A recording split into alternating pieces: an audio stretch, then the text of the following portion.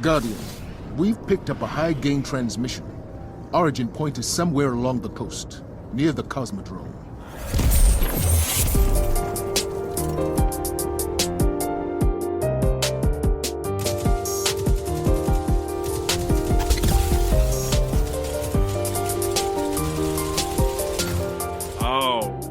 Alrighty. Welcome to Cosmodrome Radio, episode 65.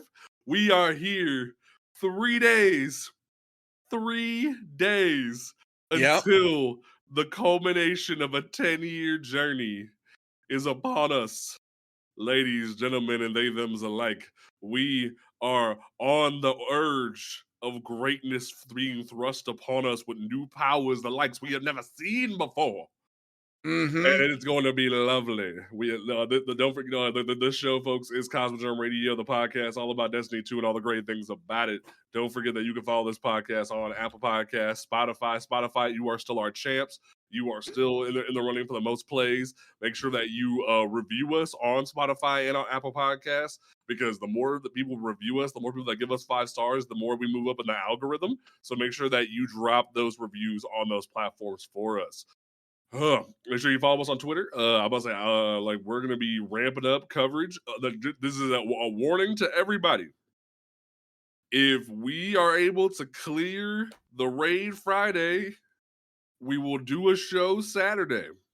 But if we can't do it, we will move the show to Sunday or move the show to the following week. Matter of fact, we might even say fuck it and just make the show be Sunday as a safety condition. That way, either way, we're here. So plan on the show being next Sunday after the raid in the 48 hours has concluded. Let's just do that as a safety precaution. Next Sunday, 8 p.m. Eastern, we will be here for episode 66. We'll be talking about the raid experience, talking about the campaign, all that fun stuff. So get ready for that. My name is JP and Cajun. We do this show every week on my channels, and then we goes up on the podcast platforms for everybody. I am excited to throw some axes at some motherfuckers come Tuesday. But the Void Titans will be reborn in a new light. It's gonna be great. So get ready for that. To my right, we have my spicy brother, the man who just could not get away from the macrocosm bus earlier today. Man, it was getting hounded. Holy shit! Cajun, how you doing, bud? Outside of that, great week. Absolutely great week. And yes, by the way, someone just brought it up. Happy Pride Month. Happy Pride Month. Yeah, happy Pride Month to all the gays, days, and everybody in between. Y'all celebrated. This month is about y'all. But definitely. Outside of that, freaking great. I'm itching. I'm freaking salivating, ready to get into final shape. I'm almost done. I just have very small little things to take care of, some engram matters and a vault cleaning that's just a smidge overdue, but I'm doing great. I'm at 560 right now. I'm doing real good for myself. 560? Dude, I want to be at Cajun. 400. I want to be at 400. So that way every one of those freaking new weapons I get is let's take a look. Hey Cajun. What? I'm at 306. Ooh. Fuck you. I've never been above 350. That's actually God terrifying. Damn. Well, let's highlight our newest co-host. Hello. The person in the chair looking adorable as shit. Previous guest turned co-host. DanJon, how you doing, fam? I'm doing good. Very excited for Tuesday. Happy Pride Month again, everybody. Gender is a soup, and I ordered the steak tartare. But Fair enough. Respect. I am very excited for 4 months of functional immortality come Tuesday, because my build is ready, that artifact is spicy, and I am very excited. How are you coping with the well nerve? I'm curious. Well, okay, Void. Those of you who know me, Void main. I only go on well when it's necessary, but I'm not on the well is dead train like a lot of people are. Over here, there was a conversation about body parts and earrings and things. So, I'm a little concerned about how you feel about what's occurring. No, the well nerfs are needed. The well nerfs are needed. I just hope that my issue with the well nerf isn't the well nerf. My issue with the well nerf is that Bungie aren't going to retroactively tackle content in a way to fix it. Exactly. So I we're was not saying that instead. earlier So- with Cajun. I was telling him that I'm gonna say this. Considering how many avenues that we have now in Final Shape that are going to be able to heal, to be quite honest, it's more or less going to put the power of damage reduction and survivability in the hands of the player. Bottom line, you're going to be responsible for your own self for staying alive, which is how, now I'm going to say this, how a lot of us used to do it back in Destiny 2 year 1 when those raids were out. We didn't have well. And it was pretty much, everyone played their shit, did it to the best of your ability, and if you got the win, you got the win. It wasn't a stand-in well and freaking, chunk damage. Most definitely. Well, let's go ahead and dive into the mix because unbeknownst to us, a bunch of creators got flown out to Bungie for a sneak peek at Prismatic and a lot of stuff that we're getting to see. And before we jump into that, there was something I forgot to put on the freaking list of things to talk about. This we gotta at least give some minutes to this. Okay. The launch trailer. Oh, The launch trailer. That I think the entirety of the Destiny 2 community got their proverbial mind rocked with that masterpiece. By the way, Bungie, the cinema team over there. Fantastic stuff. I'm so excited. Fucking oh. And it wasn't until afterwards someone told me that the song that was played in the trailer was Billie Eilish. Yeah, it was Billie Eilish. I was like, okay, I'm going to give them a fucking listen. But absolutely fucking fantastic. That was an amazing launch trailer. If that did anything but increase the fucking hype factor. I will say, after hearing that trailer, or seeing it rather, I'm starting to be on the Keith David is a disciple of the Witness hype train. I'm gonna keep it a buck. Keith 50. David is a perfect recast of Zavala. I said this when they announced it. Most definitely. He is a perfect recast. I'm starting to believe the idea that Zavala might be the next disciple at this point because the way they were it's gonna be a wait. It's gonna be a wait and see on that one, man. So, and trust me, I feel that, but it's like wait and see. So I have a theory. Okay. I'm a former film student, so I've edited trailers. I've made stuff. I know how filmic conventions work. I think that is a massive misdirection. I think Ikora. I think what's going to happen. Let's go.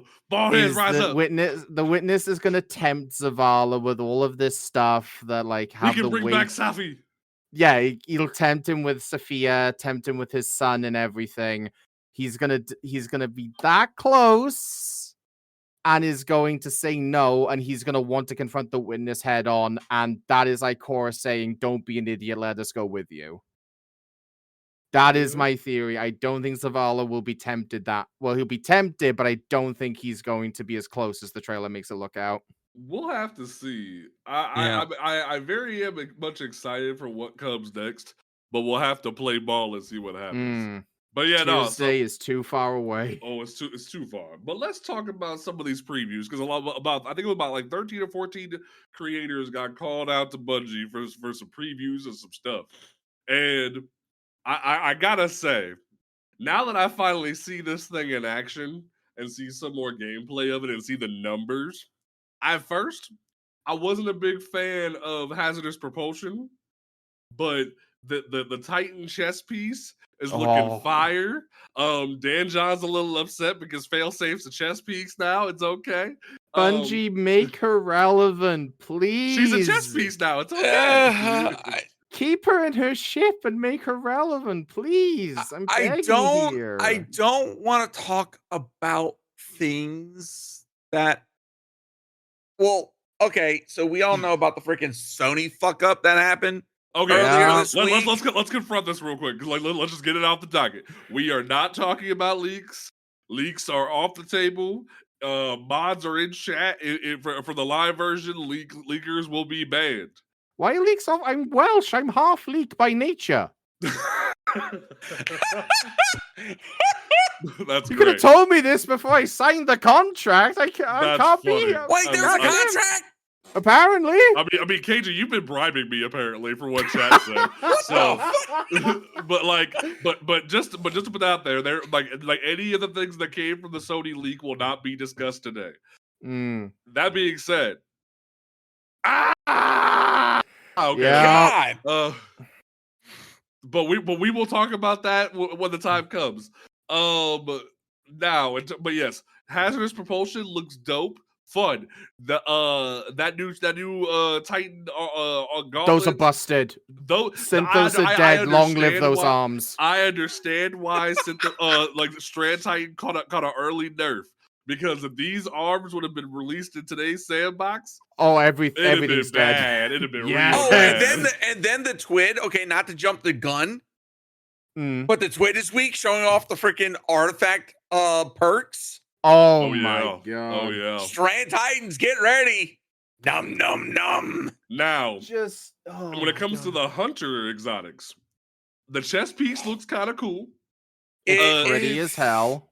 It looks great, but like we'll have that's to see coming from a hunter. It's meh. We'll have to see how those arc mines kind of play out. Now, Bungie. I thought we just talked about why roaches are bad about a few months ago. And then you give hunters these legs? What? We had a roach meta define trials for 3 months, only for you to say, here's some more legs to give you more roaches. What? I'll be honest, I forgot what the legs they're trying to get people away from stompies. You can't knock Bungie for that.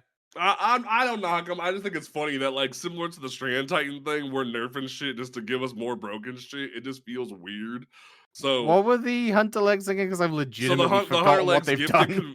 Gifted conviction, I believe. They make it so I think it's something involving your strand clone. Let me pull up the trailer. It gets rid of you on radar. Right, removes you from radar. Yeah. When you're near your threatened specter, and gives you 2 more roaches. Yeah, so like someone just corrected. Gift of Conviction is the chest piece. Okay, I can't remember what the leggings are. Is the legs. Balance of power is the legs. Right. Okay. I'm gonna be honest. That's 100% PvP, and I think it's gonna be a good. I think it's gonna be a good one for freaking hunters. But like, why does it feel like all the hunter shit is being just made into PvP shit? That's what I want to know. Like your super looks PvP oriented, your exotics look PvP oriented. Like it looks like hunters are getting the raw end of the deal here. No, we're not. And I'm gonna stand by that part because we got one. Thank you. Still hunt. Okay. Still hunt's busted. Still hunt. Precision kills or picking up orbs of power will enact Golden Gun on a long reload. Now, the best part about it is that it synergizes with Celestial Nighthawk. So instead of 3 Golden Gun shots, hunters with Celestial Nighthawk will get 1 powerful shot that, according to earlier tests, is going to rival Izanagi's burden. It's about 95. From what I've seen, it's about 95% the damage of an actual Golden Gun. So, like, theoretically, you can sit there and rock fucking like Scatter Signal, Cataphract, and Still Hunt. Thank you, Riddle Gaming. Thank you, Riddle Gaming. Is precision hits, not kills. The fact that Riddle just pointed that out is even hilarious. But like the fact that like you can run Cataphract, Still Hunt, and a Scatter Signal on, and the fact that it synergizes with the Bird Mask has me like, oh no. So as soon as that gun got revealed in Dada's, I'm not taking it off. As soon as that video Dada's video went up, I was in a call with a couple of my clanmates, and I instantly thought of the new DPS, because we all know, RIP Marksman Golden Gun spam. Long may it die because it was ridiculous. Yes, it was so dumb. Like the idea you could have 6 Golden Guns just spinning in a circle like a tramp, like on a fucking carousel, just fucking going pop, pop, pop. Like that was ridiculous. So, Cajun, let me ask you, how does 3 celestial shots in 10 seconds sound? Oh yeah! Fill the gun with Golden Gun energy right before DPS. pop the gun, shoot it. Have the well and the bubble go down, dodge to pick up those orbs. 3 precision shots gets you another golden gun. Pop it, bang, pop your actual golden gun, bang. That's nearly 900,000 damage in 10 seconds. That's gonna be fucking stupid. And I'm fucking down with it. I love it. Okay. So now for the Warlock shit. Mask of the Speaker. I'm very excited. I love how Bungie Y'all just are kinda, healing bitches. Well, no, what I find so funny about the freaking speaker site helmet. I love how Bungie just kind of went, hey, so we noticed you're not using the Warlock glaive enough. It's a glaive. It's a glaive. Here's a helmet that gives you the glaive. And I'm like, really, Bungie? Okay, here's the thing. I wonder if there's going to be synergy between the glaive and that helm. You might be able to have 2 healing turrets up at the same time. Yeah. Dude, that would be. However, that's not. So I'm wondering if that'll proc with Lumina. Ooh. Because the last time I was on this podcast, I give a shout out to my boy Rune and their amazing healing abilities. They were crying not crying, but they were lamenting the death of Healy Warlock after the well nerfs. And then between the Speaker's Mask and then the Healy Rifle, which we'll probably get onto, I am very excited for the 2 perks that roll on that auto rifle. Oh yeah. Plus Red Death and its catalyst. I think Healy Warlock is a completely viable endgame build. Yeah, it is completely viable. Despite the well nerf, you could do it. You could be fully just. Lumina's is the second biggest damage buff in the game. It's only trailing Banner Titan Shield. And also, FYI, I'm willing to wager all of this is going to synergize with something like freaking Ember of Benevolence. Oh yeah. Mm-hmm. So if you're in a solar build, Ember of Benevolence, you're going to be freaking rocking like nobody's business, keeping your abilities up. Yeah. So have fun with that little bit of knowledge. Now, in terms of the other thing y'all get, I like that Cajun and I were correct that the new Warlock chess piece is going to let Warlock suspend off 1 arcane needle. Mm-hmm. I like that. I think them doing that, the Metadoxia, the fact that you can do it off of 1, and then we were correct that the more arcane needles hit a target increases the suspension size. I was like, bravo. I'm glad we called that correctly. If it required the 3 needles, it would be unusable. DOA. It would be DOA. Oh yeah, but the cool thing is that when you defeat suspended targets, your melee regen is increased. Yep. So freaking Shackle Grenade, Mind Spawn Invocation build, get ready. Y'all are gonna freaking dominate with that.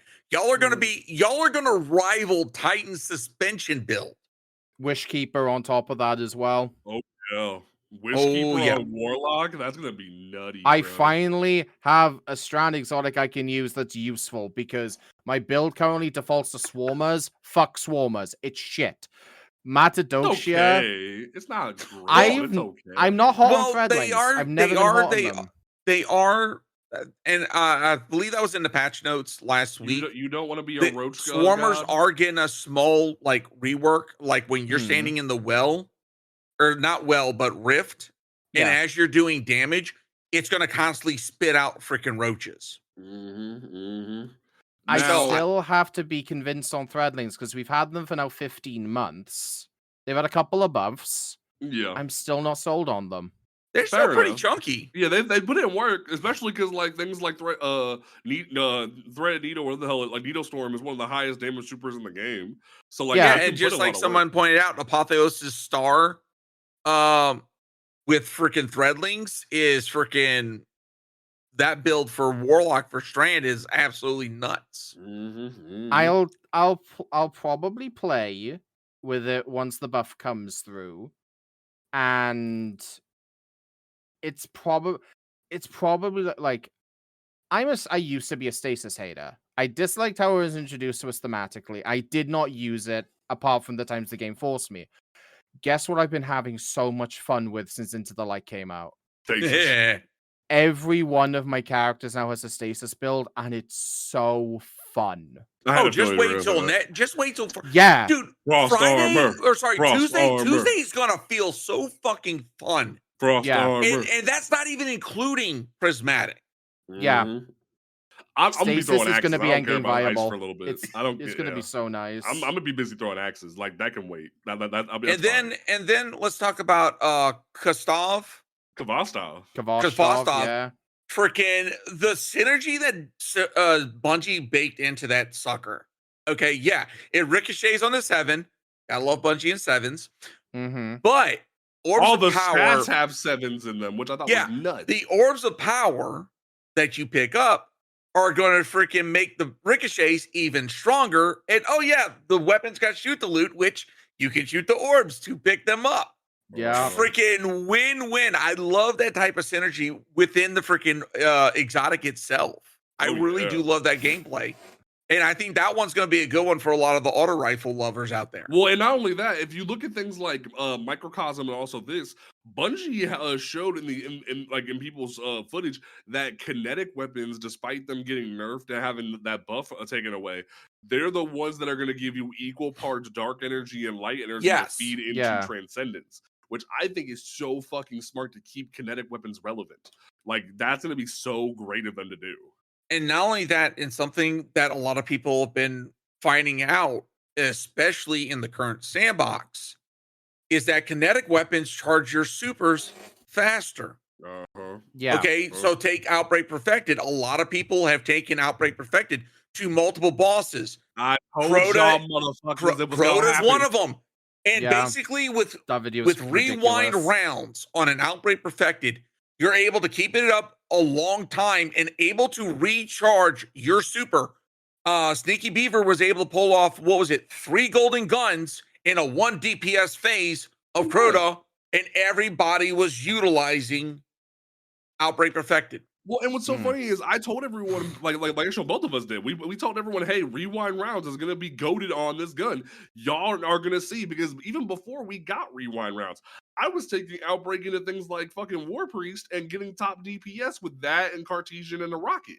And people were like, oh no, that Outbreak isn't gonna be that good. Bitch, I took fucking Outbreak Perfected Cartesian Coordinate or Empty Vessel and Apex Predator with Bait and Switch into a Pantheon week 4 with a Bungie dev last week, and was literally able to have top DPS for Caretaker up to 5.5 mil.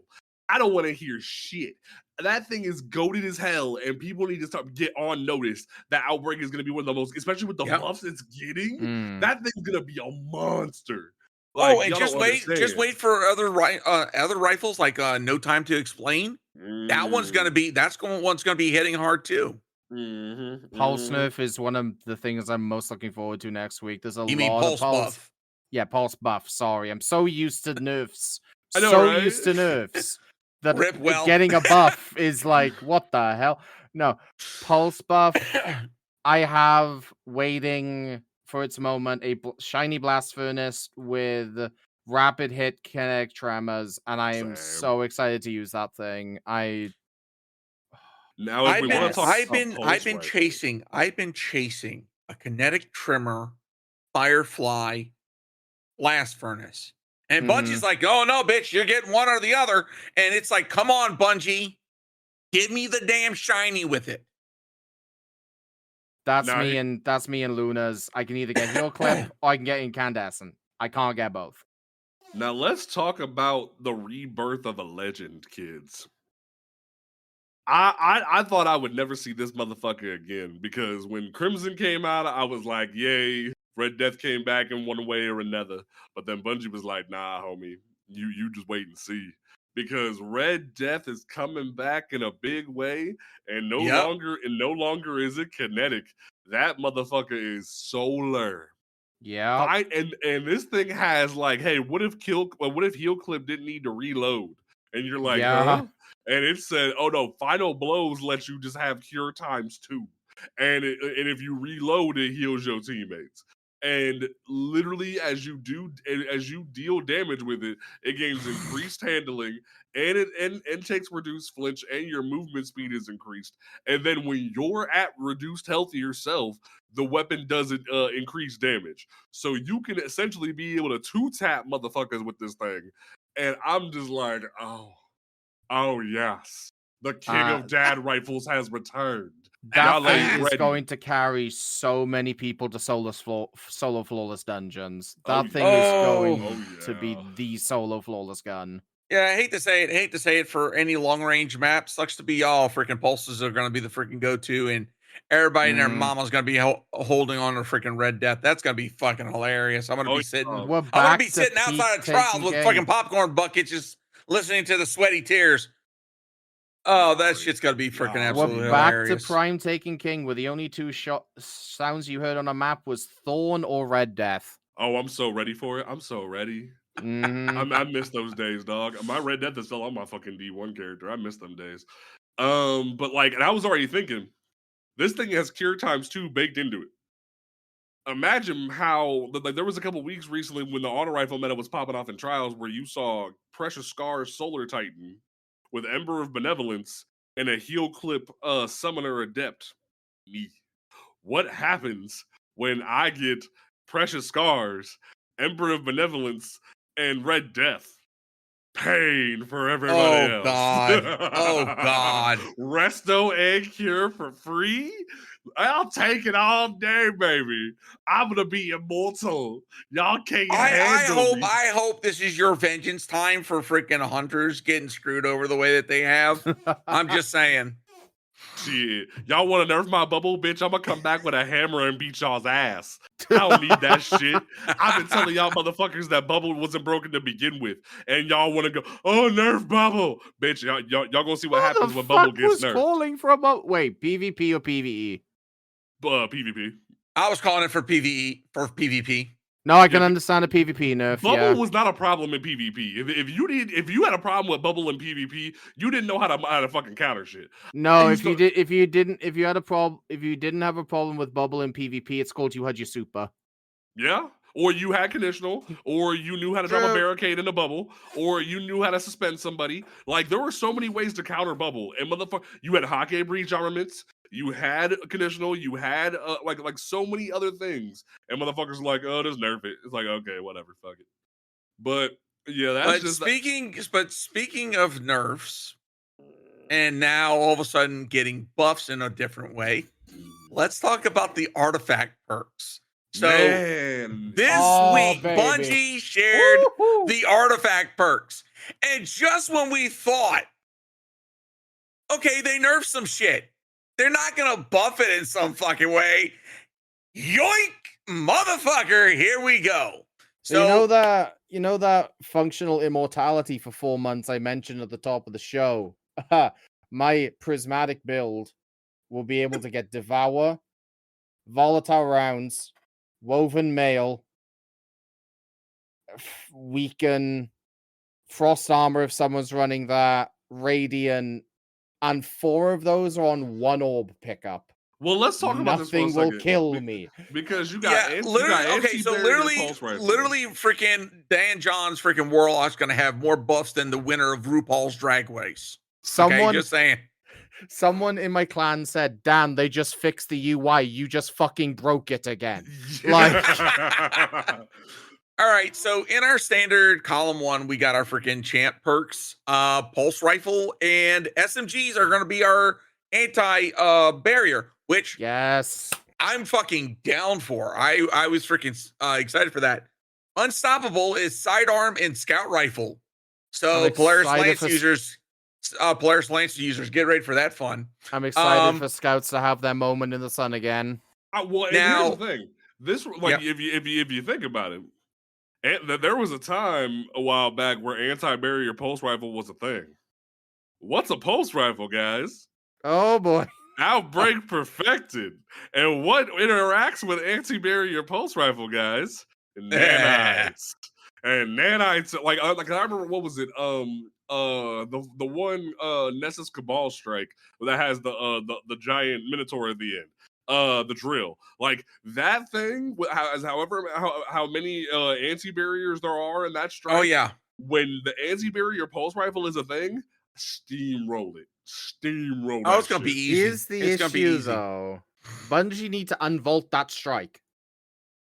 Give us that strike. They had it 2 seasons ago. Well, no, that we haven't had it in like 6 seasons because the problem was right before Lightfall came out, they said the Nessus one with the drill, right? What happened was Bungie said that and something else that we're going to rework how they did Lake of Shadows. Exodus Crash. They were going to rework it how they did the arms dealer in Lake of Shadows, but then they haven't done it, so we haven't seen them as GMs. And God knows how long. I know what you're thinking of. It was the featured strike 3 times during Guardian games. That's what you're thinking about. It wasn't that it was a Nightfall. It was part of Guardian games. It was like, okay. Yeah. It wasn't part of like Conqueror or some shit. Can I just say, breath of fresh air, that strike does not need to be touched. Just give us more tanks. Bungie, give us more tanks, and the strike is perfect. Thank you very much. Okay, all right. So back to this. Overload hand cannons. That's going to be fun. Fate bringers back, bitch. Fate bringers back. So instead of rockets this time around, overload swords. I've already been briefed that I'm not allowed to use a sword in a GM to take care of a fucking overload champ. Okay, do I look like a Titan? Mister, I'm gonna go punch shit. Crayola freaking sponsored. Now listen, Linda. I have a very strong memory of yo ass taking a glaive in the PsyOps Battleground moon, thinking you were going to use Unstoppable Glaive, and then a witch tearing your head off. I don't use glaives. That wasn't me. Was it? Oh, no, it was someone else. I apologize. But like, but I want to stress this real quick. This is a warning for just anybody. This is not the season, or the episode rather, for you to run up into GM content with a sword. No, it is. This is not that time. This is because with the amount of healing and self-fulfilling on column 4 and column 5. No, this is totally the fucking season you run up on an overload with a sword. This is the only season. I can't co-sign it. Aurora Salami, we are running a GM where all of us are using overload sword. We are doing it. But watch me be the only motherfucker that survives, and I'm gonna have a compilation of y'all motherfuckers. You know what? Hey, Bungie, if any of the devs are actually listening to this, I swear to God, these two, freaking JP owes me subs. If there's a triumph for running a GM with the whole squad using swords, I'll laugh my fucking ass off. Oh, it's just for the season for Echo. You know what? I'll allow it. That would be absolutely hilarious. I would fucking laugh my ass off. But no. Also, Unstoppable Sidearm is back, so that's gonna be fun. Just having with the rocket sidearm, especially because we're getting 2 rocket sidearms. Nobody's talking about that. We're getting 2 rocket sidearms. Mm-hmm. One that's Strand, and Proctor said we're getting a solar one. The Strand is coming out. In the Pale Heart. Yeah. Mm-hmm. What the thing is, like, there was a roll of that I wanted. Column, I haven't pulled up the call. Column 3 rolls with Lead from Gold, Slice, Beacon Rounds, Demo, Stats for All, Subsistence, and one of the new perks. I can't think of it right now. Column 4 has Desperate Measures, Adrenaline Junkie, Vorpal, Golden Tricorn, Multi-Kill Clip for some godforsaken reason, and Hatchling and One for All.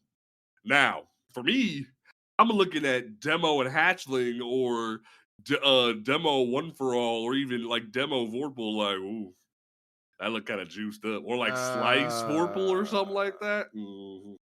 What was it called? The call? Am I thinking of the call? Is that the right gun? Yeah, the call is the Strand. I am a man, or an NB, very simple tastes. I see Subsistence column 3. I see Adrenaline Junkie column 4.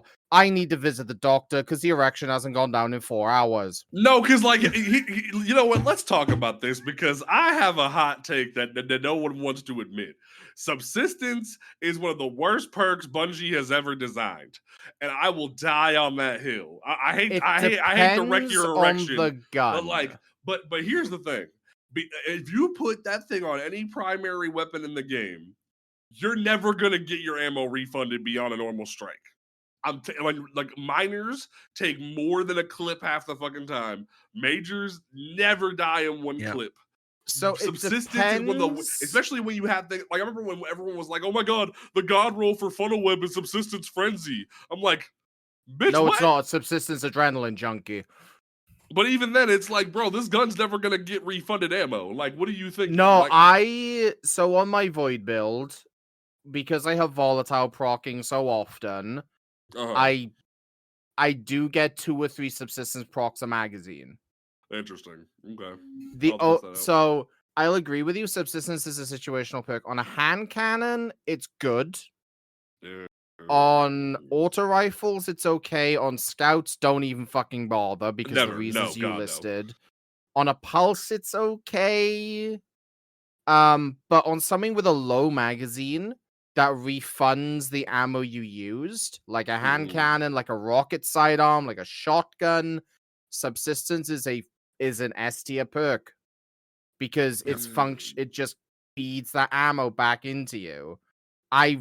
That rocket sidearm is calling me, baby. I need it. We'll have to see. I'm more excited for the solar one because incandescent on a rocket sidearm sounds good. Also, tidbit for Titans out there because somebody tested this while they were at Bungie a few weeks ago.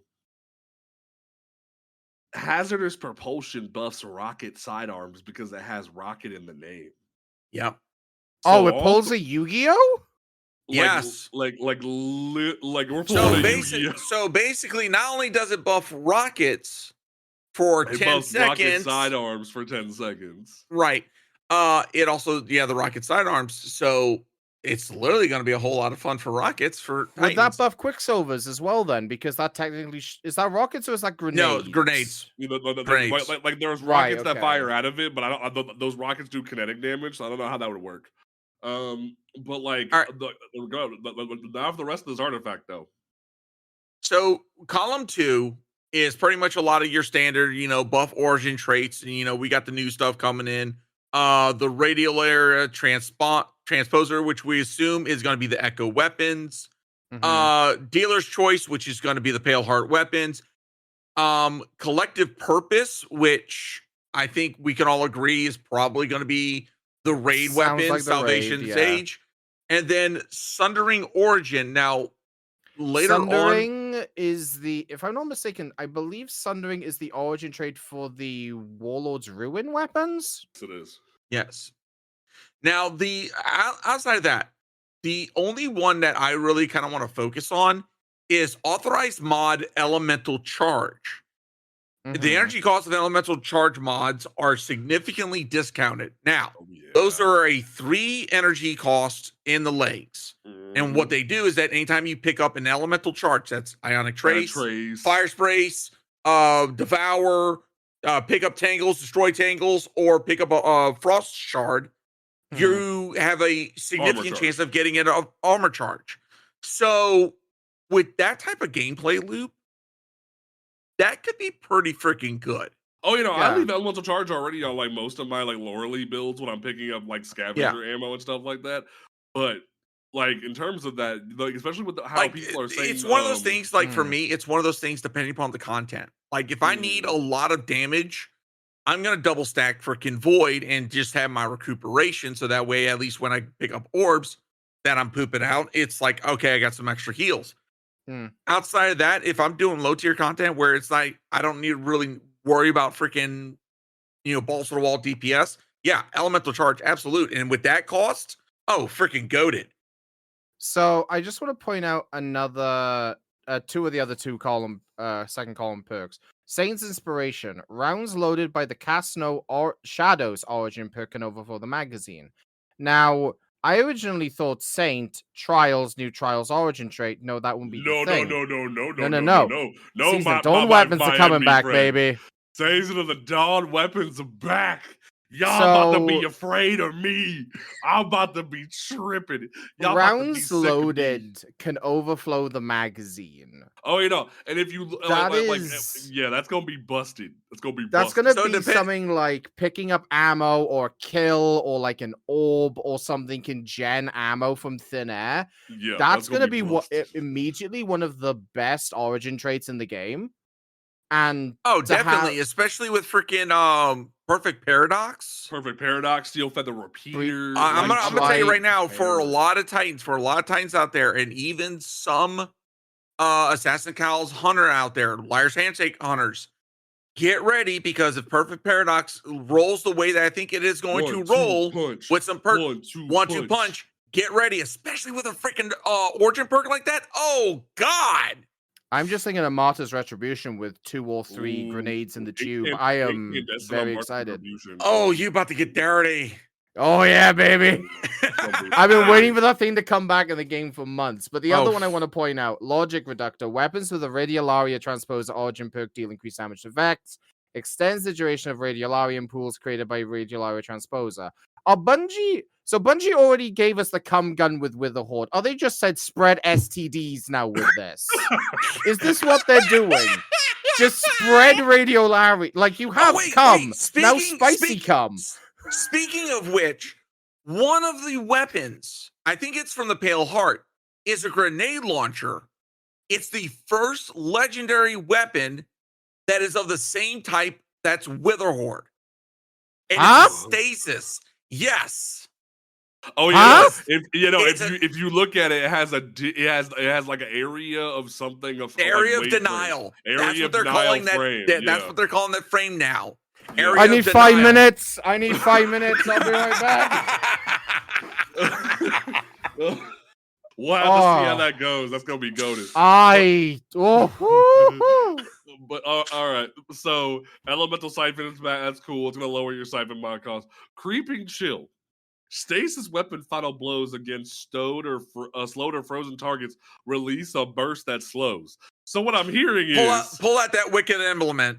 Wicked Implement is so a lot of people sleep on Wicked Implement because it's just a stasis scout rifle with headstone. Bitch, y'all don't understand. Next season, it'll have 30 in the mag when you pick up 3 stasis shards. That thing gens stasis shards on kill. That thing slows. That thing makes crystals. That thing is going to be so good at spreading damage resist next season. The people are not fucking ready for it. Think of something like Cadmus Lance Ridge Cap that actually is going to be viable next season because of the changes they're making to Diamond Lances. You can drop a Rally Barricade as a Titan, pop out Wicked Implement, start shooting a target and slow it and freeze it to grab the Diamond Lance next to you, chuck it down lane, and because of how they rework Diamond Lances, it shatters frozen and stasis crystal targets.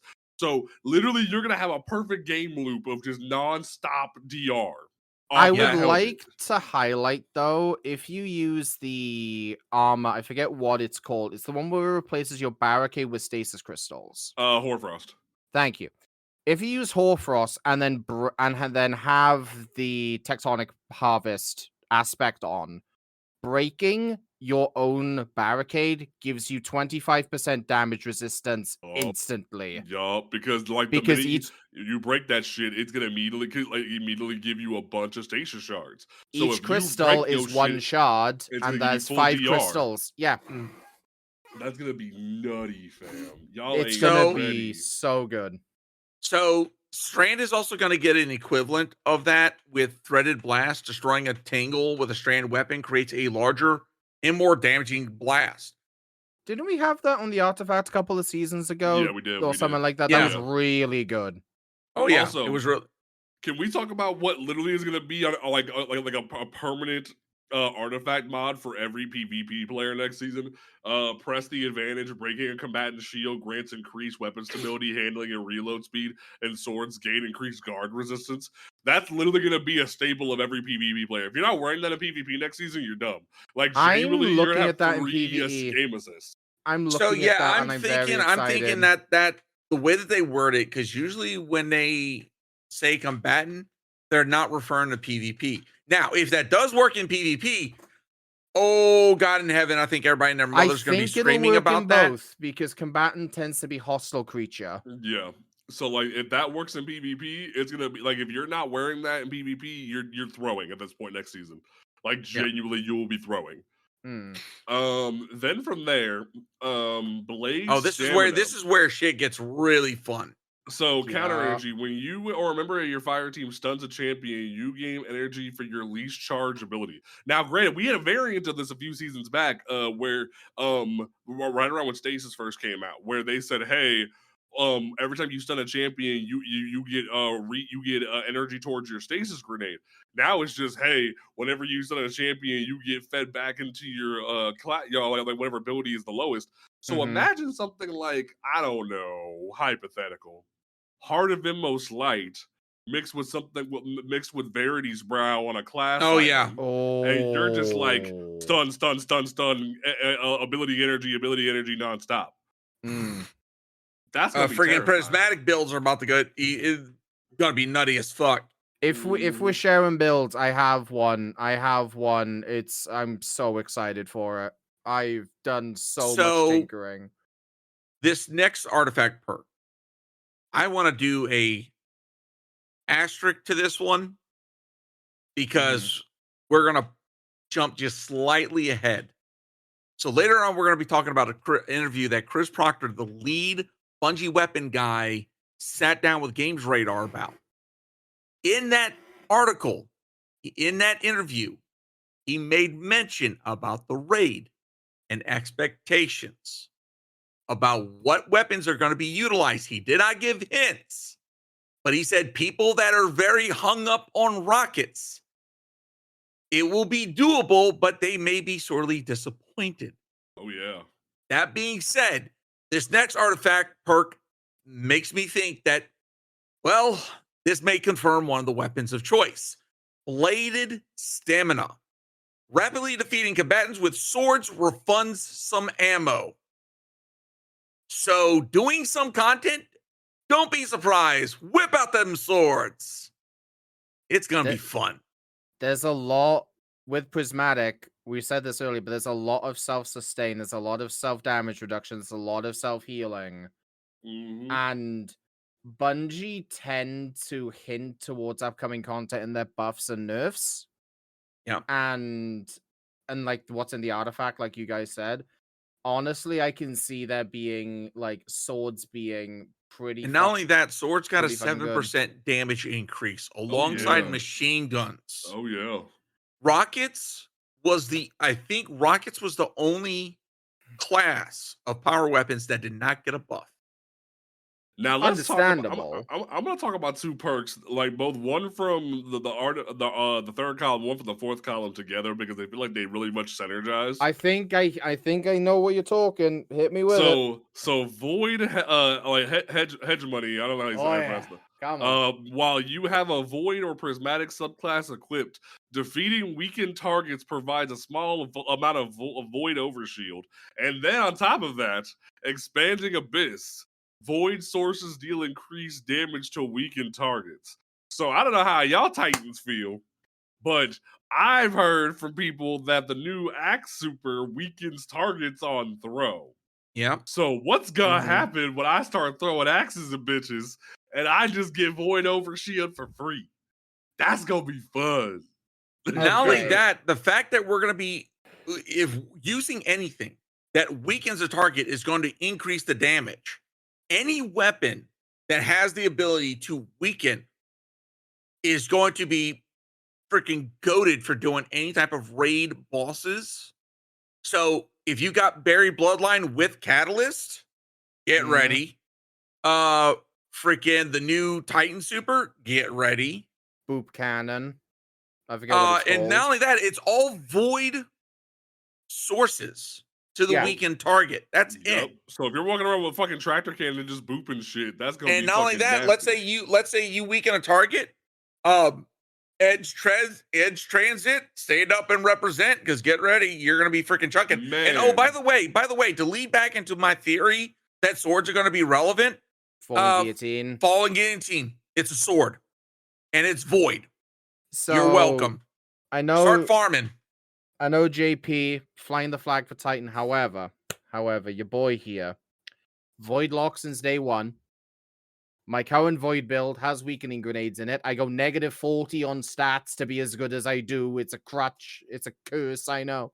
However, I'd like to just very quickly derail us to talk about my prismatic build because I'm going to fucking destroy everything come Tuesday.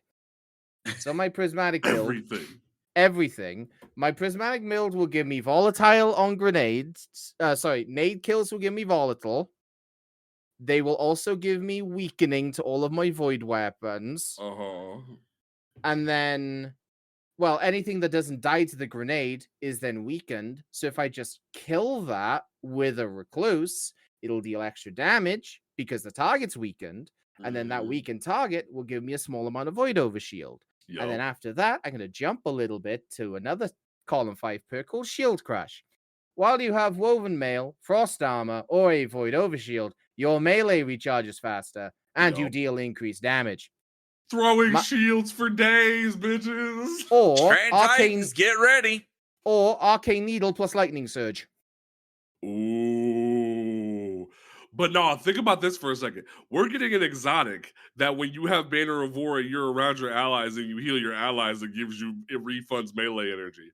And that, like, while they are nerfing into the fray a little bit, they're giving a shield crush, which refunds your melee energy. I'm thinking Frenzy Blade's about to be tearing up the court, y'all. I don't know about y'all. It already was. It didn't need the buff. I'm not going to say no to the buff. However, when I play with Aurora and Salami, 2 of my best friends and 2 of my clanmates, on my Void build, they can make me feel inadequate because they're punching everything like it's West Side Story. Next season, I'm not going to see a single ad to make my engine start because I'm just going to hear boom, boom, boom with their 2 Banner of Wars just punching everything in Guam. I'm gonna be like, I know I just talked up my builds. I'm so excited to use my build. I'm not gonna be able to use the fucking build because these 2 motherfuckers are gonna punch everything before I get my nade back. Oh, and not only that, hold up. If they're not punching shit, they're probably gonna be fleeing swords. Column 5, the next perk, Argent Blade. This is now the 3rd perk that is sword related. Get the hint, people. While you have an armor charge, dealing damage with a sword consumes armor charge and empowers your sword for a short time, granting it bonus damage and energy charge rate. Now, here's the thing, kids. Don't think you can just tie Lucent Blade into this and do a bunch of shit because, like, Lucent Blade takes all of your armor charges. Yep. So you're going to have to choose one or the other. And I think Argent Blade is the smarter choice because it only takes one of your armor charges. Argent Blade's the smartest choice, yeah. Yes. Exactly. So don't think you can tie both of those together because you can't. And especially if you're still picking up freaking orbs all over the place. Oh, it's going to be stupid fucking fun for some freaking sword play for a while. Freaking gotta love it. And then we missed a couple of perks over Prismatic in column 4. Transfer, which this one has me like, holy crap.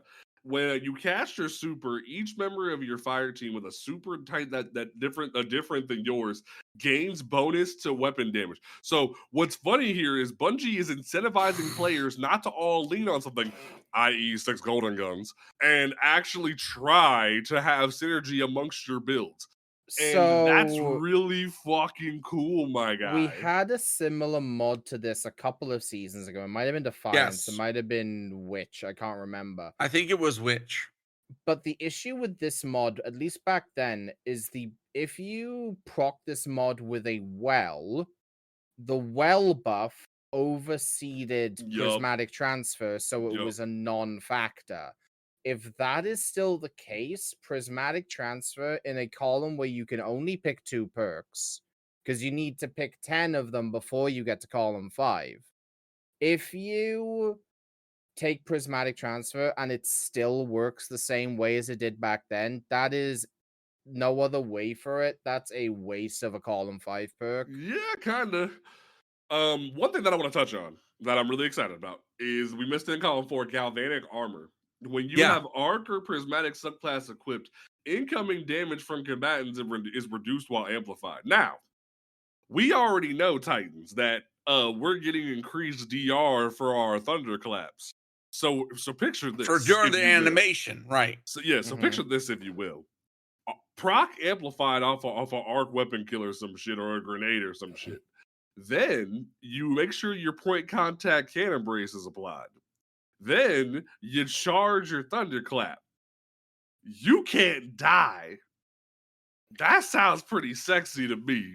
It is gonna be freaking very interesting. This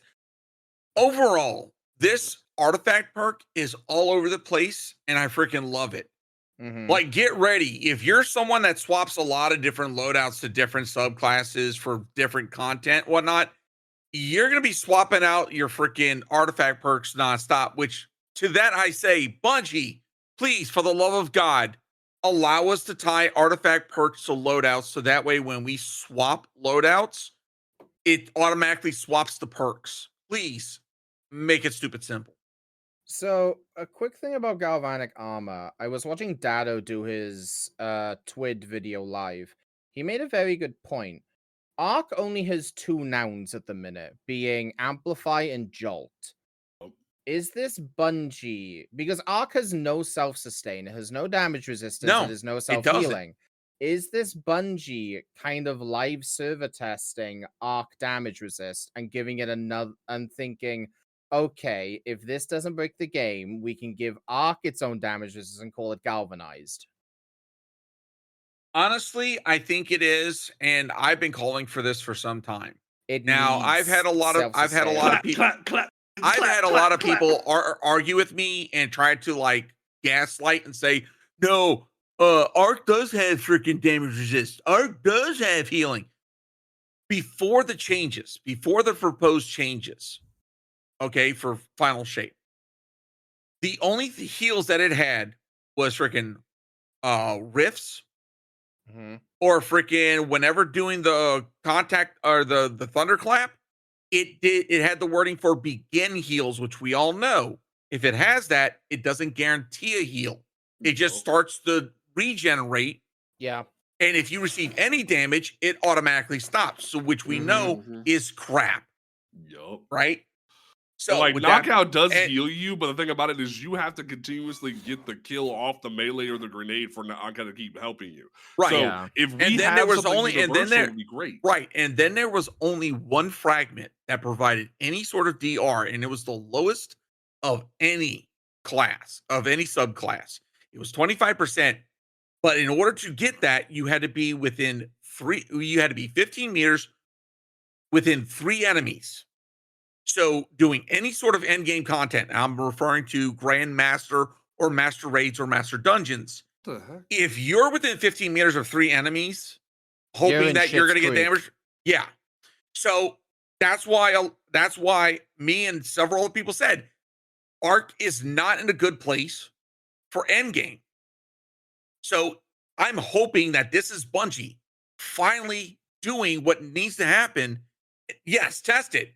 Let us test it, Bungie, through the artifact. I love when Bungie does do things like this, because we've eventually seen them be like, okay, and down the line, okay, here's a new addition. Here's Foe Tracer's new perk.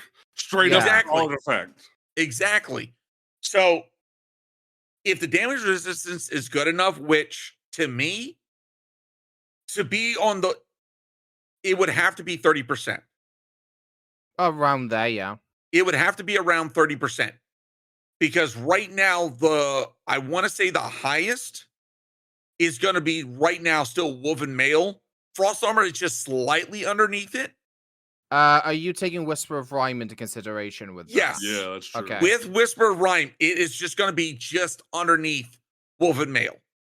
So I don't think it would be 30% simply because Amplified is such an easy state to put yourself in. Yeah, it'd probably be about like 10 or 20. So more than likely, I wouldn't be surprised if you have to activate, like, if they were to implement it in the future, you would have to be in an amplified state in order to get galvanic. Yeah. So it would be like, well, so for Strand, you don't necessarily need to do that. Just picking up an orb with the fragment, you get Woven Mail. But now that's down to 5 seconds. Yeah. Stasis is very easy to get the freaking shards for the most part. You cough and you generate 3. So depending on it would really depend. Now, maybe if you're amplified and you get an ionic trace, you get galvanized. Yeah, I can see that. Can see that. Yeah. Now like now that we've kind of touched on most of the artifact, let's actually like swing back because there was a bunch of different weapons that different creators were able to highlight that we didn't touch on just yet. And what we did mention the call was really cool. I thought that was dope. We're getting a new solar fusion rifle. That from what everyone's saying, that the pale heart weapons are craftable. So that's gonna be really interesting to have a rocket sidearm that's craftable. Yeah. We're gonna have another craftable solar fusion rifle with the new one that we're about to get that has Ikora's face on it, which is just weird. Then we have the first ever stasis heavy burst hand cannon.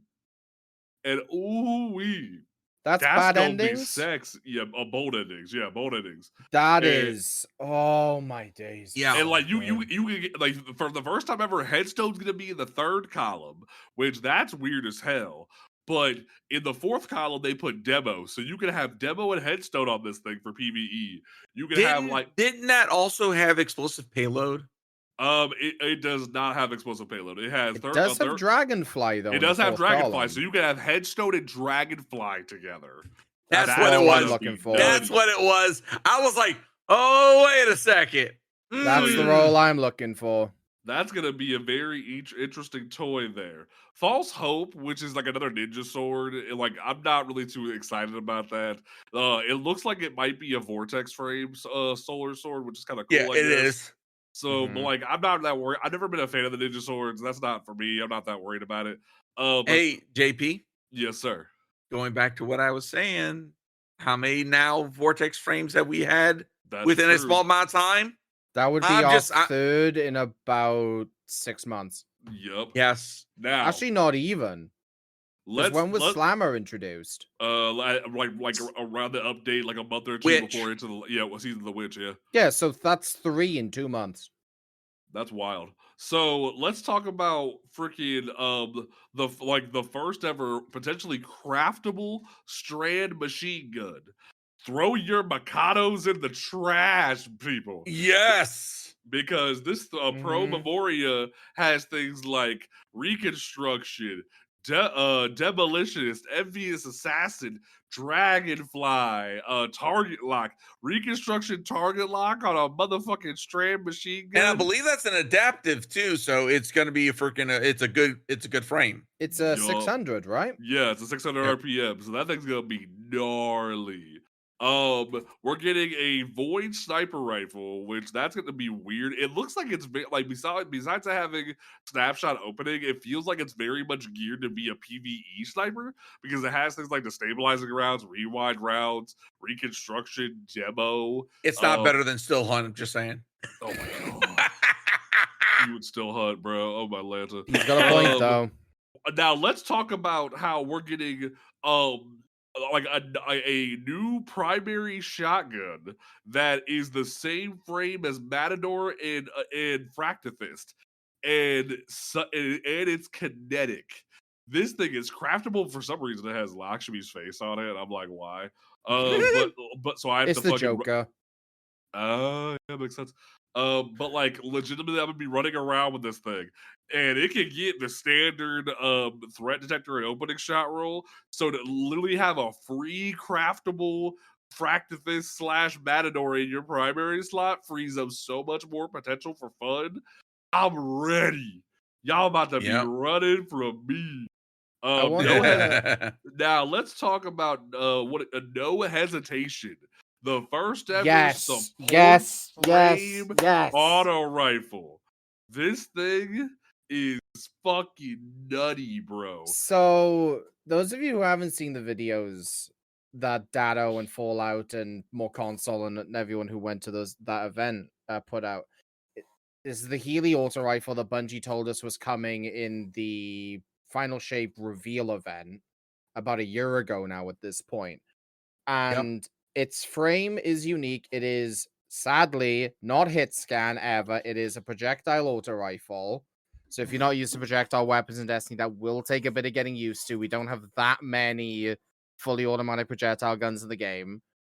The way it works is you get kills by aiming down your sight, and that charges a meter kind of like glaives. And then when you shoot the gun, when you hip firing, then that shoots out healing projectiles at your allies. Now, it also, I believe, if you hit them enough, it grants them restoration. Yes, because it has two frame. new perks. It has the physic as a third column trait, which rapidly healing allies grants restoration to you and your allies. And then the other fourth column perk that everyone's like, holy crap about, if I can fucking pull it up here. Circle of Life. Circle Rapidly of healing Life. allies grants this weapon a period of increased damage. So you literally can heal your teammates and have increased damage on an auto rifle. Moira remains, rise up. Which, FYI, solar freaking warlocks. Moira remains, rise up. Let's go. Hold on. You better be using Ember Benevolence. I'm just saying. That means it's like just nonstop. Now, this looks to be one of the Vanguard weapons for the season. Succinctiliation. The first ever the Nightfall gun. Yes, the first ever strand 3-burst adaptive burst linear fusion rifle. This thing looks nutty. It can roll, rewind, rule, bait and switch. Game over. Yep, rewind round, bait and switch. Envious Assassin bait and switch, rapid hit, slice, cornered, auto loading, hatchling, firing line. That's going to be interesting to see which does better, firing line or bait and switch. That's going to be interesting. So I'd like to point something out about it. Go for it. It's a Viced weapon, which means it gets Vice Stinger as its origin trait. It did get nerfed a little while ago, which means it's not as positive as it was. But those of you who don't use Vice guns, A, you're sleeping on one of the best weapon manufacturers in the game. B, Vice Stinger periodically will give you ammo back in your magazine when you're using the gun. Now, the reason the role I want is rewind rounds instead of Envious Assassin. Rewind rounds only procs when you hit 0 shots in your magazine. If you get luckily timed Vice Stinger procs, you could legitimately get 15, 16, 17 rounds in this thing consistently. Oh, yeah. This thing will be ridiculous. It's going to be very interesting to see how that plays out. Now, the other Vanguard weapon, which is a returning weapon. So everybody who keeps coming through my streams telling me, hey, where'd you get that auto rifle, Jay? Where'd you get that auto rifle? Hey, I can't get that auto rifle. Well, now you can, motherfucker. Leave me alone. Shadow Praise is coming back, and it has some juice to it. Things like overflow back on it. Volt shot on it for the first time. I'm already like stats for all, volt shot, perfect combo, perfect juice. If you want a really good standard roll for it, overflow in one for all or overflow demo. Like there's if you want a PvP roll, surplus, gut shot straight. Like there's a lot of good things here. This thing is one of the best workhorse weapons in the game, and the fact that it's going to be enhanceable. Does the jolt from Volt Shot proc stats for all? Yes. Seriously? Yep. I did not know that. That's gone on my list. Yeah, that's going to be nutty. Better Devils is back and it's Strand, so PvP mains rise up. The only issue is that has a phone book for a perk list. Yeah, that's what happens with the fucking Crucible gun. Same thing with Gambit. Gambit's getting Hush back, so you're about to see motherfuckers who miss Hush going into Gambit. But here's the thing, though, I feel bad for Hush because Hush is entering back into the meta in a time where we have so many good bows for the first time in God knows how long. You have Priastinics, you have Tyranny of Heaven, you have Point of the Stag, you have the Racketor from Season of Defiance, you have the Warlord's Ruin Bow. There's so many good bows right now in the game. So Hush is coming back in the game when there's already a better version of it, which is Priastinics. Because it can roll with Archer's Tempo and Incandescent like Priastinics, but it's going to take you an eternity to get it. So it's very much like we already have the thing you're looking for at home, and that's the kind of the side effect of power creep, where Hush is coming back into the game where it can't really do nothing. Is Preyas the Anax, if you want to get the best roll, obviously you need to be doing GMs, because then you get adepts, you get the adept mods, you get focus encoding with that.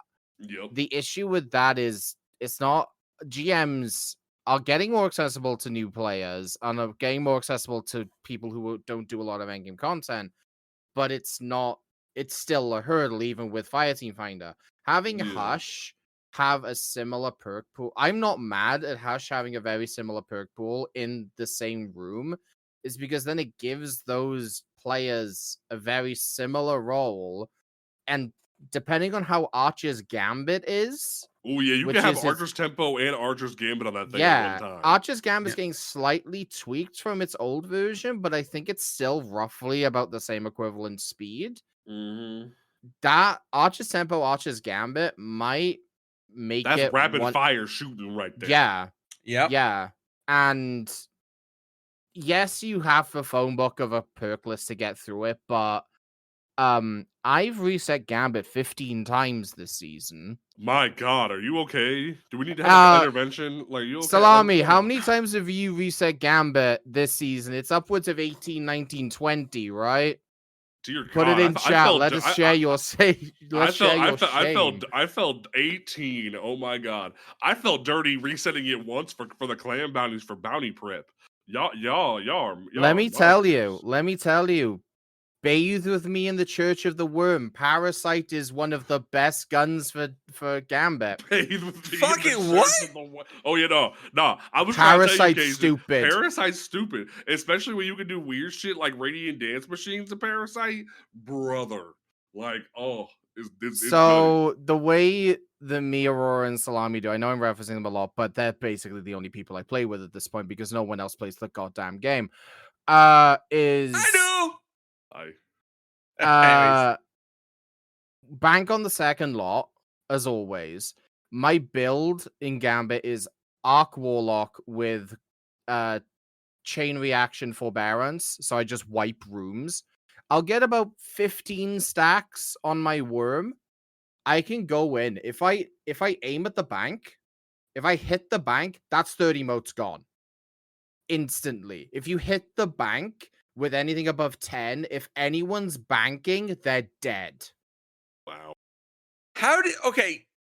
I'm assuming you have to be hauling ass to get over there. Don't even attempt it if you're on the Titan map because it's way too big. Unless you spawn on Rig, you can get a good launch. I think from Red, you can get a good launch if you get to the window.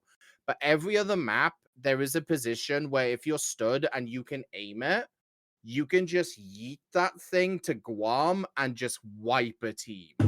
In Guam, you seem to be really interested in Guam. Look, it's either Guam or Uzbekistan, and I'm talking to Americans, so I may as well go with Guam. Okay. Fair enough. But I'm not joking when I say this. Parasite is a slept-on invasion gun in Gambit. It's not even an invasion gun. It's just a great weapon. If you hit, people don't see it coming. But I use it just for boss melting because I walk in with my hunter, which is radiant dance machines. I fucking melted that shit. But they don't see it coming because, if you're using not Cenotaph, that's the helmet, the gun with the cockroach in it. What's it called? The LMG. Fucking. I can't remember. This is your territory, Gator. I don't fucking know. Xenophage. Xenophage, thank you. Yes. Xenophage is disgusting. Wait, that's my territory. Xenophage is my favorite. So, Xenophage, you can always tell where the guy is because, there's a tracer the size of fucking Uganda, and also they're gonna be somewhere high where they can see the entire map. Cajun tonight. This is great. But this is why I'm back permanently. yes, you are. Tracer the size of Uganda. What the fuck? I mean, it's not. But with they're not wrong. They're not wrong. No, they're not. But it's the best description. I fucking love this. With Worm, I can launch that thing. I can be nowhere near where I launched it because it takes about, if you launch it right, it's about 5 seconds. I can be nowhere near where I launched it, and they were like, "What the fuck just killed me?" and I'm positioned with a shotgun, ready to blow them the fuck away if they come at me. Like, okay, so Parasite is so good. So I want to talk about one more thing, and then we're gonna get to the main topic of the evening, and just like talking about what Destiny means to us and all that jazz. Well-known stats fiend Mossy Max put out a thing where he talked about take with a giant grain of salt. Based on some of the preview footage in Grasp and the power level changes in the TWID, I think the dungeons and probably raids are moving from a plus 20 cap to a -5 delta cap, equivalent to the Atrax Pantheon. This is a minus 35% nerf to damage, but it might also get surges. Then from there, he talks about how this comes from the Daiquiri footage showing a GOA at a 1950 activity. And with previous TWID saying the power level cap for the raid is 1945, which that's wild that they're saying, hey, cap, your max light is going to be 2000 or like 210 or something like that. But then they're like, oh, the barrier to entry for the day one raid is only 1945. That's wild.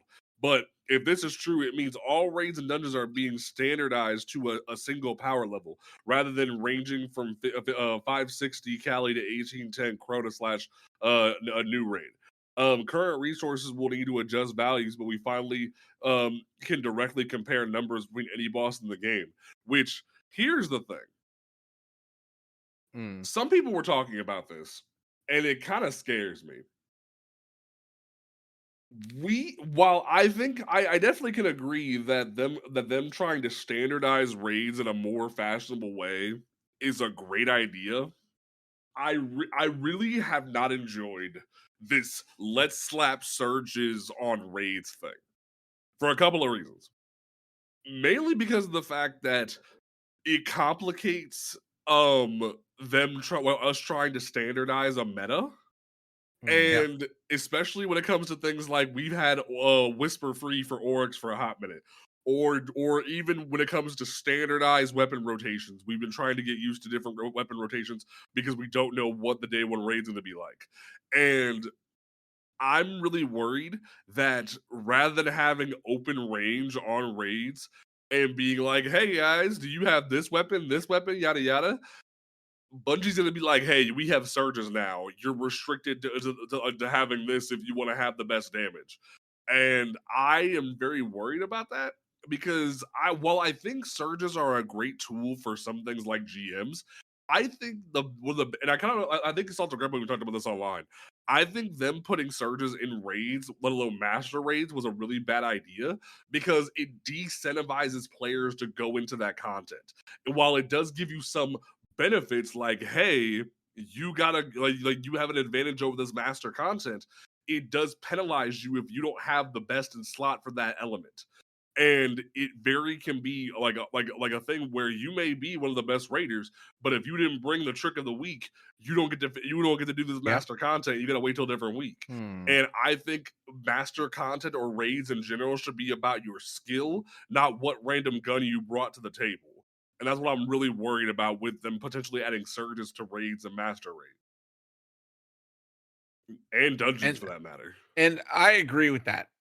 Look, don't get me wrong. I think that if Bungie really is trying to standardize the damage across all the raids, and by standardizing that by doing a -5 power delta, I think that is a good place. Yes. That is an absolute, especially for dungeons and raids. That is a really good place for those power levels to be at. And I 100% agree. The surges should not be a thing. I think this was a good thing for something like Pantheon. But at the same time, it's like it kind of shoehorns some things. Right? Because I want to say it was week 2.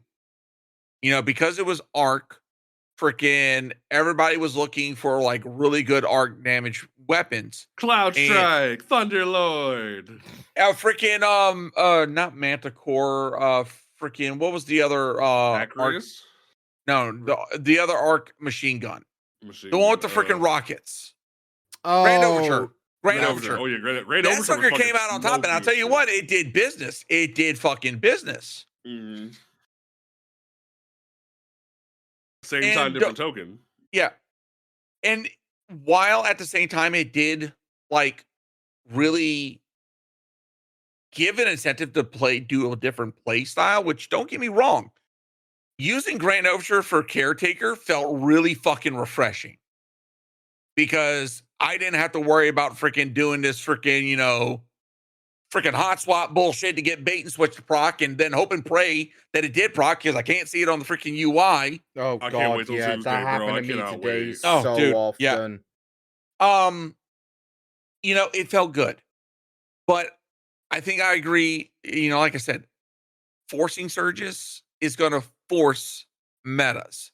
It's going to force weekly, force weapon in order to join randoms, and it's going to suck. Doing the -5, I think, is an absolutely solid. Let's standardize everything. Let's standardize the dungeons, which, by the way, if that is indeed the case, don't expect go pub stomping through freaking Shattered Throne, Prophecy, and and even Pit of Heresy. Those are now going to be freaking. Those are actually going to bite back. Well, and what's funny is I've been saying for the longest time that things like Shattered Throne and Pit of Heresy would do so well if A, they had their own standardized loot and not just the fucking world loot, but B, if they had master versions. So maybe this is Bungie finally getting ready to introduce that, because that would have been one of the greatest things to do first season of The Wish, was give us Master Last Wish and Master like freaking Shattered Throne, because those were the OGs. Those were the first ever of their kind, and yet we are not trying to incentivize players to go back to those beyond new shiny shit. Like, we should be trying to up the power delta. Hell, finally with Pantheon, we see an era where legit Riven can be done and taught and actually done, and it not be a joke. I think Bungie missed out on a grand opportunity, and like they've already shown they can increase the power delta of Last Wish in a big way. Just give us Master Last Wish. Just do it. Like, fix Cali, fix Charles. I don't like Master Raids, but I love Last Wish enough to want to run it Master. Now, I will say this, since we're on the topic of Pantheon, I think all of us got Godslayer.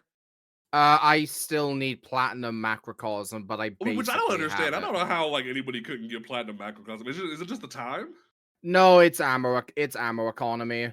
So that makes sense. Yeah, it's ammo economy. So this, I switched to Cenotaph last time we tried it, and it just fixes the ammo economy. It's just getting into that part rhythm. of the problem, and what I've seen is that the freaking shield pillars that the freaking Cabal use, if you shoot them and destroy them, the physics on them fuckers are insane. That anything within the vicinity is gonna get blown to fucking hell. Yeah, I've seen so many freaking bricks get blown off, and it's like, fuck. And also the Colossi Stomp sends everything to Guam. The Boss Stomp. Like, if you have ammo by any of the plates, you don't have to DPS. It's by the fucking door. Yeah. Like. Also, quick sleeper pick for Macrocosm that no one's been thinking about. Friggin' Symmetry kind of slaps. Just so you know, Symmetry puts in work, especially for your Centurions. Symmetry puts in work. I've been using conditional, and that's been but especially next season with Eddy Current. Yeah, but go ahead, Cajun. But the point that I was going for was the fact that a lot of these fights that were fights that we took for granted in the normal rates. Looking at Riven, looking at Atrax, looking at freaking even Nezrak and Rolt. Some of the changes that Bungie put in for these fights should be the standard, my guy. Like, I don't know why Bungie did that. Okay, with the exception, I think we can all agree, with the exception of freaking Shadow Rolt. Yeah, I was gonna say. Always Shadow Rogue. Always Shadow Rogue. Let's bring it. Always Shadow Rogue. Because you want to know why I say that? No. You want to know why I say that? Because the amount of times that I've gone, I like the amount of times that I've gone in there. Shadow Rogue, like quantifies the biggest problem with people who run Vow and in general with bosses like Nezzy and like Rogue, because if you run Nezzy the correct way and not just trying to hide on a plate, like Bungie trying to fix y'all from doing, then we all went on a fucking route. If you run it the correct way, these bosses are meant for you to not stay still. Too many motherfuckers are thinking they're comfy and can just stand in one place and not have to pay attention and put their head on a swivel. These bosses are supposed to challenge you, and people think they can just stand there like a bot. I love Shadow Rolk as a concept because it made people wake up, put on damage resist mods, and actually do what they're supposed to do. And I literally watched a dev get his ass kicked by Shadow Rolk, and I was like, wow, that's funny. Like, I enjoy that. I like Rolk and like what you said, how Bungie intended to fight Rolk and Nezarek. I like those as concepts. However, those will like one of the major reasons for the well nerf is that we're just unkillable in a well. It does your taxes, it fucks your sister, it gets you your money from the bank, it does everything, right? It does everything you need a super to do. You're not wrong.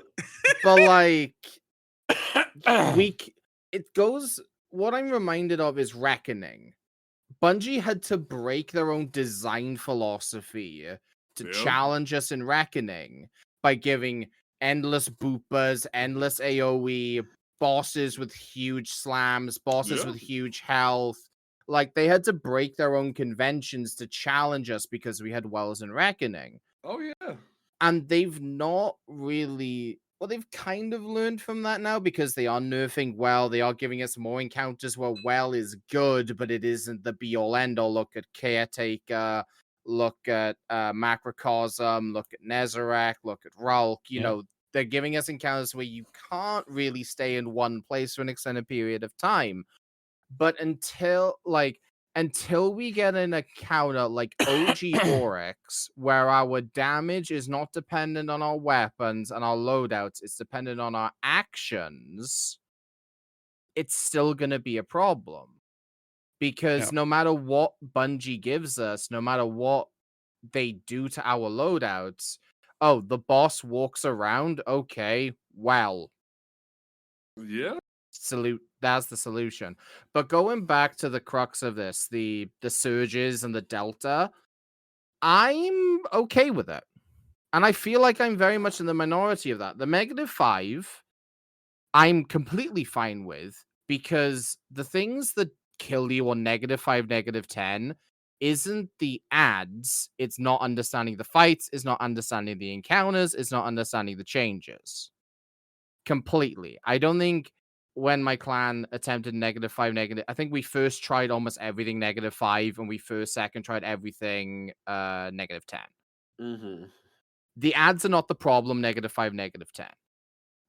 The surges thing, I can understand where you guys are coming from, that it'll fix the meta, it'll keep things, stagnant. If you're not using Crux Termination on Arc Week, get the fuck out the LFG sort of thing. I can completely understand those.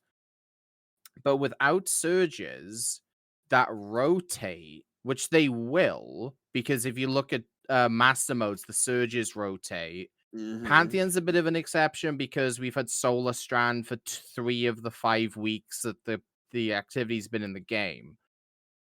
Without stuff that rotates, that meta still becomes stale, though. Aurora posted in chat, if it weren't for the rotating surges, everyone would just edge transit everything. And while edge transit is without a doubt the best DPS weapon, it makes you think. Like on Arc Stasis Week, everyone was like, what the fuck do I use? I had to go get a Wendigo from Zavala, and then in the past day, I've had 3 Godroll Crux Terminations. Where the fuck were these 3 weeks ago, Bungie? Anyway, but you need to look at everything you have in front of you when it comes to surges. Think, okay, it's Solar Week? What can I use for Solar? Or, oh, it's Shotgun Week. Is Acreus viable? It changes up the fights, it changes up the meta, and it lets you use funny shit. And I will agree, but from a new player, or let's say a returning player that may not have a Fair. plethora of options, that puts them in a more of a carry situation. True. Whereas if they don't have the either a good weapon with that reacts to the surge, or even they have a really powerful weapon that is not, or a weak weapon that's fits the surge, it's gonna put them in, hey, now the players with the dominant weapon that matches the surge are gonna have to be the ones to really step up even more. Yeah. To where you're gonna see the more of the lopsided damage of, veteran players got freaking, big dick freaking damage, and then here's little low light with the freaking itty bitty damage because of the surge. I can see that. I can understand that, but I'm gonna use an example. Again, I'm gonna reference my clan here. Week 2 of Pantheon, -10. I think that was Void Week. Was week 2 Void Week, or was week 1 Void Week? Anyway, one of the weeks we got to Golgoroth, and we were all like, "What do we use? Whisper? Yeah, okay." And I think that was a week where Whisper wasn't on the Void Stasis week 2. Thank you, Roar. So yeah, it was definitely -10. We all were like, "Oh, it's Golgoroth. We're not fucking using Edge Transit. Fuck it, let's Whisper him." Then it was like, oh wait, we have the Season of the Wish linear that fucking pounds his ass. We whispered him and we one phased Golgoroth. So surges help, but aren't until -5, -10. They're not completely necessary. That's you can fair. Kind of ignore them. Surges don't hinder the normal damage; they buff the excess damage, if you know what I mean. Yeah. Okay, that makes sense. I get what you're throwing down. I really don't want to be in a situation where we're like it becomes another Galahorn and Kick situation where if you don't have the best in slot, it ends up creating that kind of toxic environment. Yeah. I'm worried about that. I'm genuinely worried about that kind of future where that's the world we're living in. That I can see that being an issue.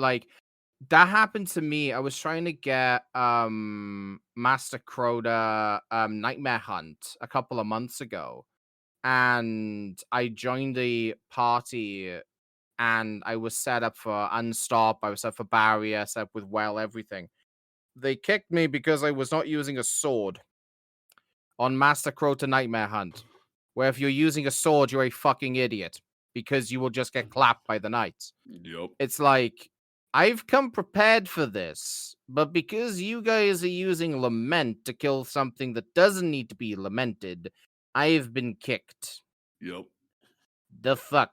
It doesn't make a whole lot of sense. So I feel like we're at a good spot there where it's like there's reason for concern, but there's reasons for hope for the future on that. Yeah. So I wanna wrap up the show here with just a thing of like, yo, Bungie decided to hit us all with a little bit of a highlight reel where they're like, hey, here's some of your best exotics that you've used over the years, your favorite weapons, the class you've used, I gotta get my etc. email back up, yeah. And I very much want to be like, yo, this game has meant so much to me. I have loved the past 65 episodes when it comes to this game. I have loved everything about this. I've loved everything about this game ever since the first time I picked it up. And I will say it was kind of satisfying looking at it and it's saying started with Titan, now you're still a Titan. I'm like, yeah, bitch, that's not what we do. But like there's just certain weapons that like were on this list that were so freaking impactful to me where it was like, yo, your Witherhoard's still there. Your Shira's Wrath, the thing that you got on the first time you ever went flawless is there for you. Like your Falling Guillotine, the thing that you just got back that you're still destroying with is there for you. Like Divinity, the thing that I pride myself on because I love teaching people how to do Goss. Like it's there. Like the thing that I love about this is it gave people this feeling of like you've done good keep doing good. I will say, my favorite thing about it was when it showed your favorite exotic armor.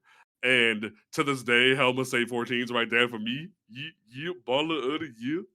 But I'm still excited for the future of this game. Yeah. I will say one of my favorite moments this entire game was getting my first ever big seal, which was Fatebreaker. Everybody and their mama came into the LFG going, I'm gonna rock T-Crash with Curious of the Falling Star, and I'm gonna hit Atheon. And I was like, good luck with that.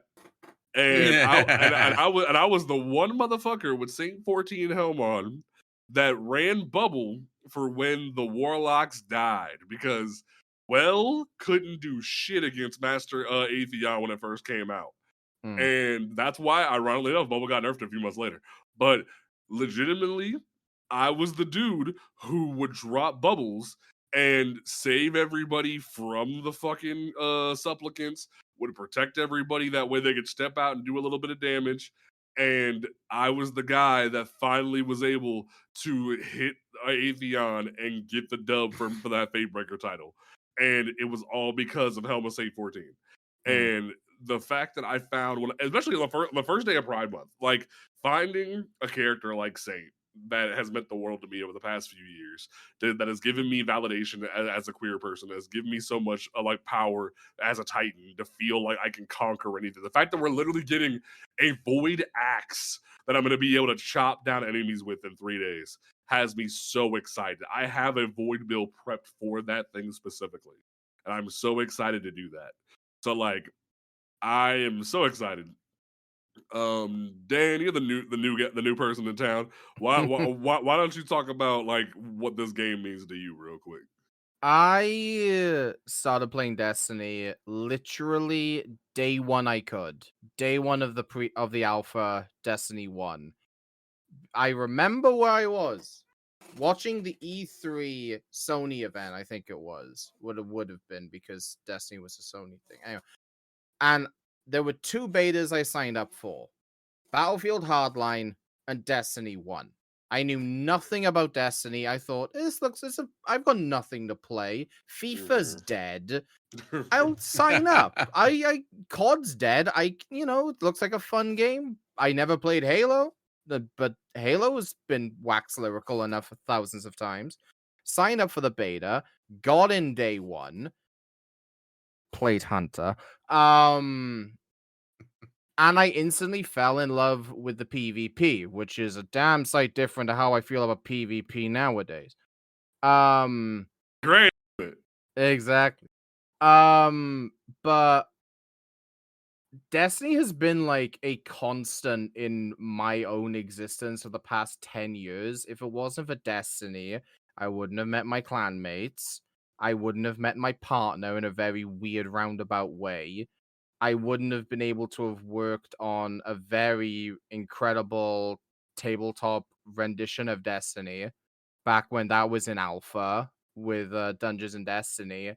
I wouldn't have been able to meet some of the people some of y'all know me for content, and I fucking love this game. And I just cannot imagine a world where I do not have Destiny 2 installed. This game is by far one of the most fun like shooters I've ever played. It's some of the best desire items that I've ever played. It's the best. It's the only game I've gone this in depth in lore wise, apart from COD Zombies when that wasn't a clusterfuck and a half. Like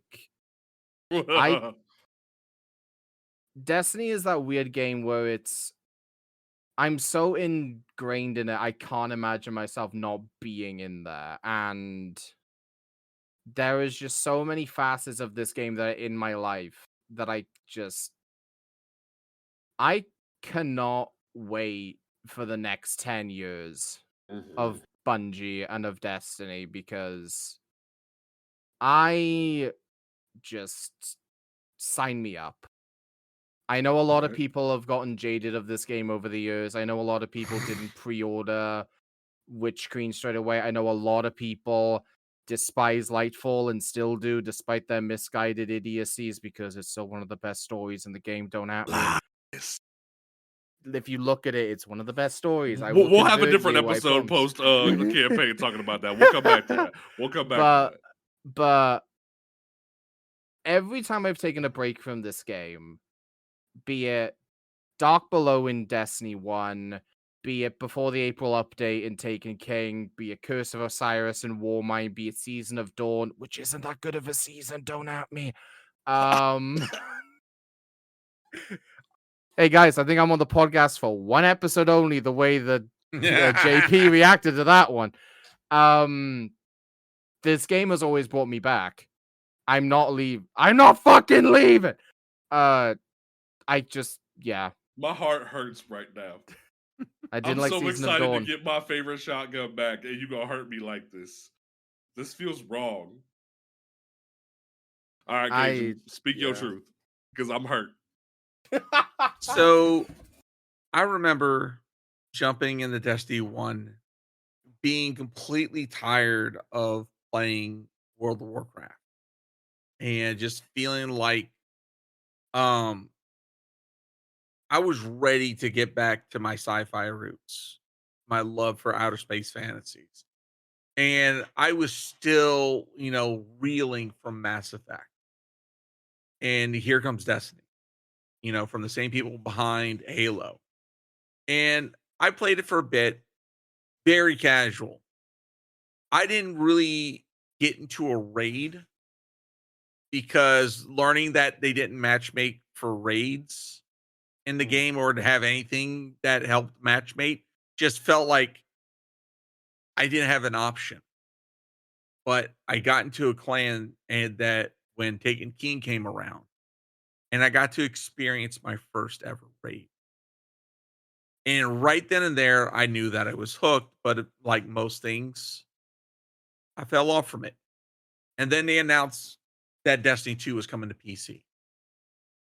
And I'll never forget when it came out. I was there from the beginning, found a great clan, and we, right off the rip, as soon as the raid came out, was jumping in there, having fun. Mm-hmm. I was with them from